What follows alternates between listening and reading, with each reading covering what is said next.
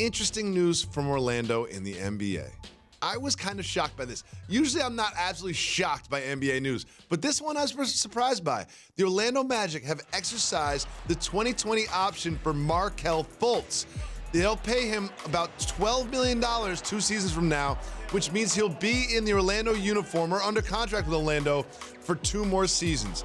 They had some more time to make this decision. Why do you think they committed to Fultz now, given his history? Well, Orlando isn't a destination spot for free agents. And for them, they hope to plant a seed in a #1 overall draft pick and create a harvest in somebody that turns into a productive player. So it's gonna be interesting to see if he can get it going from the neck up.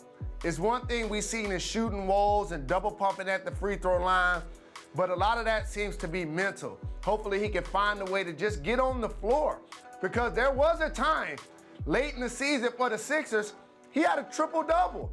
And I thought that this guy was on his way to play productive minutes for them.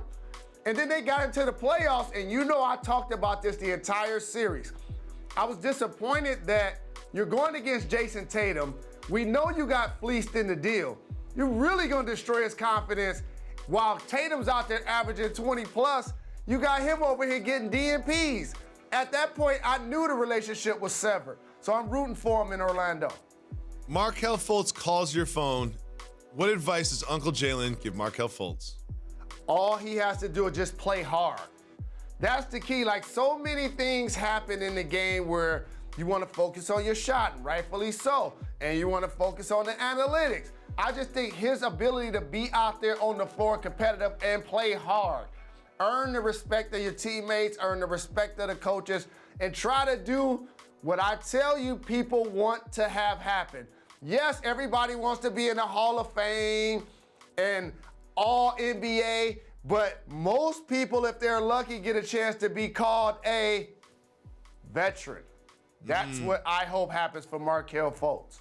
Jalen, Rockets owner Tilman Fertitta had this to say to The Athletic about the state of the Rockets after swapping out Chris Paul for Russell Westbrook. He said, quote, "James and Russ go back long way in California, so they can talk to each other like brothers, you know, instead of one thinking that he's the mentor.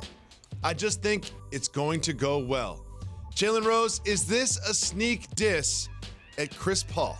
Well, it wasn't a sneak, it was an actual one. And that is the dynamic of a relationship where one person is older than the other. That's really all that he's discussing. Chris Paul and James Harden aren't necessarily friends, and they weren't necessarily peers. So I understand how the dynamics of the relationship can shift when these two guys played together in OKC, have a kinship already. They're gonna be exciting to watch.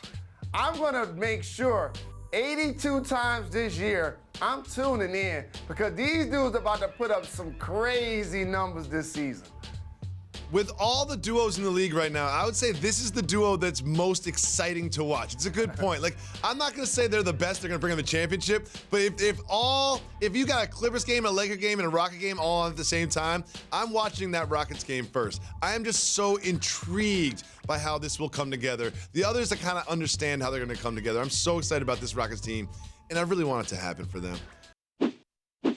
Thanks so much for watching ESPN on YouTube. For more sports analysis and highlights, download the ESPN app. And for live streaming and premium content, subscribe to ESPN+.